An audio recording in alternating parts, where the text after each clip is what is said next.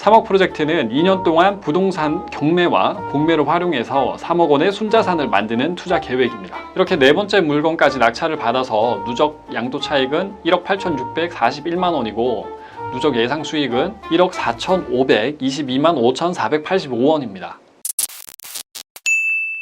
안녕하세요. 행꿈사의 빌런입니다. 돈은 원하는 것을 하며 살아가게 도와주는 중요한 수단입니다. 돈을 얻기 위해서 주로 노동을 합니다. 그리고 돈을 불리기 위해서 채권, 주식, 비트코인, 부동산 등 다양한 투자를 합니다. 자금이 넉넉하지 않은 분이 할 수 있는 투자 방법 중에서 한 가지를 소개합니다. 이 투자 방법으로 종잣돈 한 푼 없이 친구에게 3천만 원을 빌려서 1년 동안 4채의 부동산을 매수했습니다. 가장 최근에 낙찰받은 아파트는 시세가 4억 원에 이릅니다. 사람들이 많이 물어봅니다. 세금 내고 남는 것이 있느냐고 말이죠. 이렇게 사람들이 세금에 대해서 걱정하는 것은 취득세 중과 양도세 중과 높아진 종부세율 등 다주택자에게 강화된 세금 규제가 적용되기 때문입니다. 세금 내고도 정말 남는 것이 있을까요? 종잣돈이 없는 분을 위해서 지금부터 3억 프로젝트 수익을 전체 공개합니다. 서울 아파트 중위 가격이 10억 원에 이릅니다. 월급만 받아서 혹은 사업소득이 있더라도 극소수를 제외하고는 현금 10억 원을 모으기란 만만한 일이 아닙니다. 하지만 부동산과 경매와 공매의 기본기를 알고 실제로 실행하면 좀 더 빠르게 부를 쌓을 수 있습니다. 2021년 2월 27일에 3억 원 만들기 프로젝트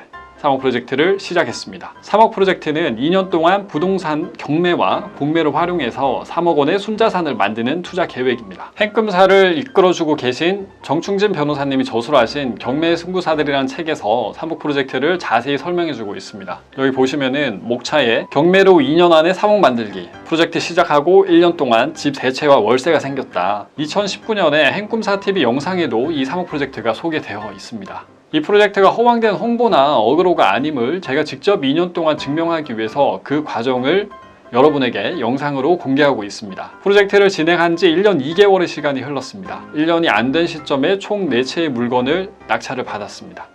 아파트 3채와 빌라 1채를 받았습니다. 2021년 1월 3일에 친구에게 먼저 3천만 원을 빌렸습니다. 투자금이 전혀 없었습니다. 그래서 당장 친구한테 3천만 원을 빌리는 것부터 했습니다. 가능하며 모은 투자금을 활용하시기를 권해드립니다. 하지만 확신만 있다면 투자금을 빌려서 진행하시면 자산을 불리는 속도를 단축할 수 있습니다. 그렇게 빌린 3천만 원으로 어떻게 투자를 했는지 살펴보겠습니다.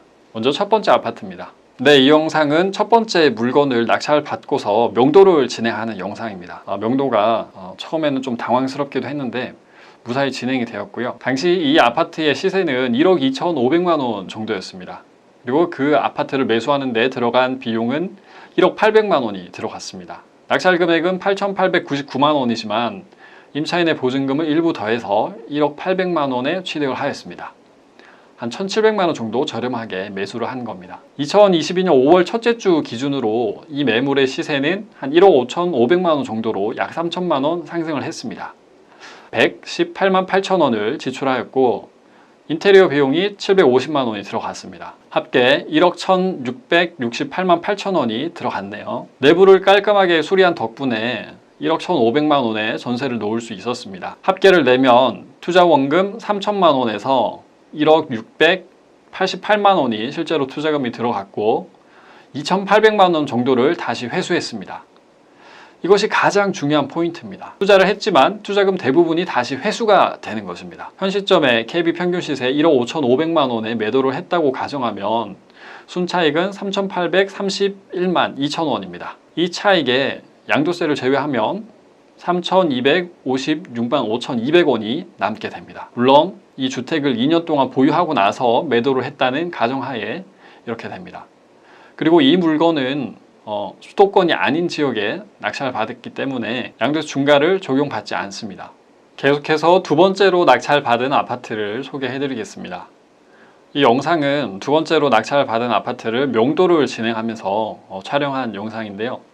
이 물건의 점유자만 9명이었습니다. 명도 과정은 해당 영상을 참고를 해주시면 되겠습니다. 시세가 1억 2천만 원 정도 하는 아파트를 9,889만 원에 낙찰 받았습니다. 2022년 5월 첫째 주를 기준으로 해서 이 매물의 시세는 1억 5,500만 원 정도로 약 3,500만 원 정도 상승을 했습니다.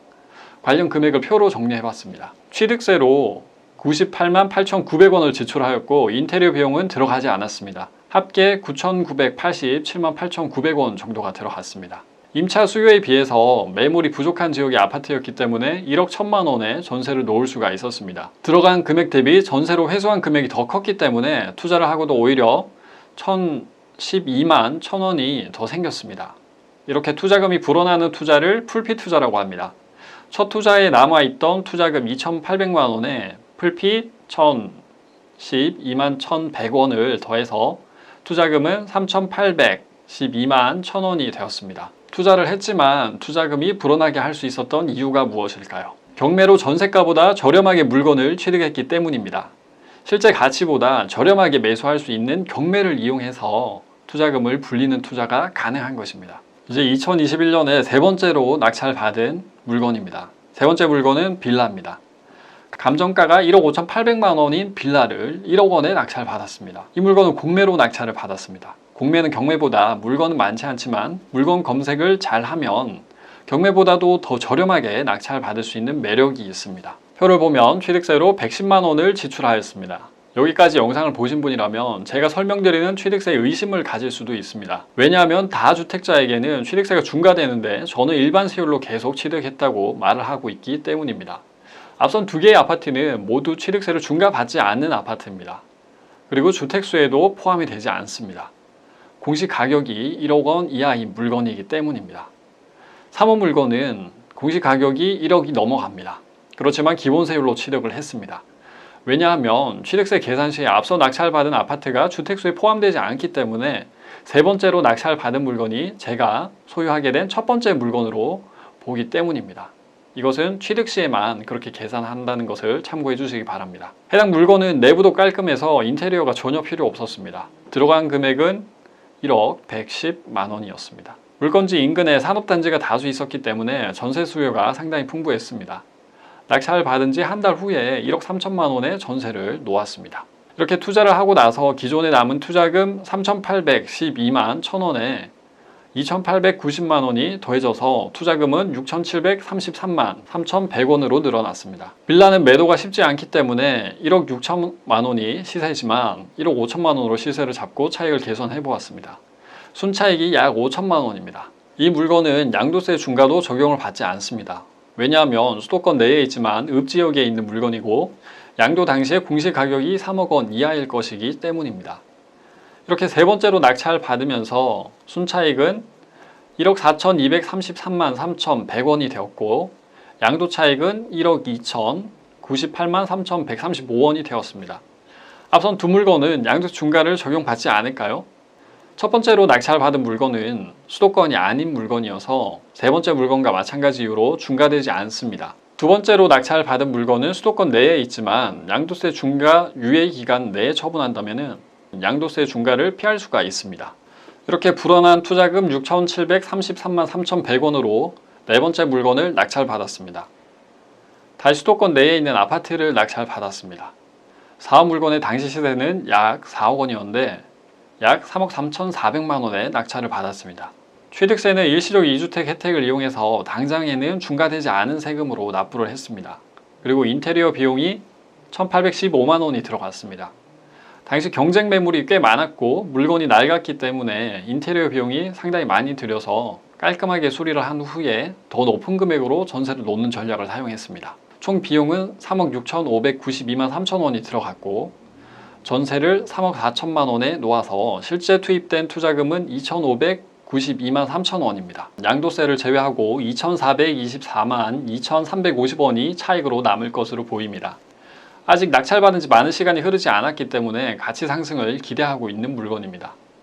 이렇게 네 번째 물건까지 낙찰을 받아서 누적 양도 차익은 1억 8,641만 원이고 누적 예상 수익은 1억 4,522만 5,485원입니다. 이쯤 되면 잔금은 어떻게 냈는지 궁금하실 것입니다. 잔금은 모두 P2P 대출을 활용해서 납부를 했습니다. 4개의 물건을 낙찰받으면서 대출 이자가 약 1,300만 원 정도 소요되었지만 이는 투입 금액에 포함하지는 않았습니다. 대출 이자를 포함한다면 보수적으로 전체 양도 차익에서 600만 원 정도 더 감소하겠습니다. 종부세는 아직 공시 가격을 모두 더한 금액이 6억 원이 안 되기 때문에 납부 대상이 아닙니다. 납부를 한다고 해도 6억 원까지는 종부세를 내지 않고 추후에 낙찰받은 물건의 공시 가격을 더한 예상 금액이 6억 원 이하라고 한다면 1.6%의 세금이 적용되겠습니다. 기타 금액과 종부세율 등을 고려한다고 해도 현재까지의 예상 수익은 약 1억 4천만 원 정도가 되겠습니다. 2021년 2월 말에 첫 물건은 낙찰 받았으므로 2년까지 약 10개월의 기간이 남았습니다. 앞으로 4개 정도의 물건은 더 낙찰받아서 프로젝트를 종료할 예정입니다. 현재 경매와 공매로 매각하는 물건은 15,000건 정도 있습니다. 이 중에서 투자를 하고도 투자금을 회수하거나 불릴 수 있고 가치 상승까지 기대할 수 있는 물건을 찾아낼 수만 있다면 누구나 가능한 투자 방법입니다.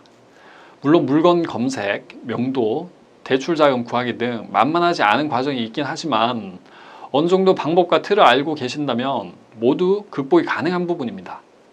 정 변호사님께서 경매 승부사들과 유튜브에서 알려주신 방법을 계속해서 적용해서 3억 프로젝트를 계속 이어나가겠습니다. 투자 방법을 고민하고 계신 분들께 한 가지 방법으로 참고하실 만한 영상이 되었으면 합니다. 시청해 주셔서 고맙습니다.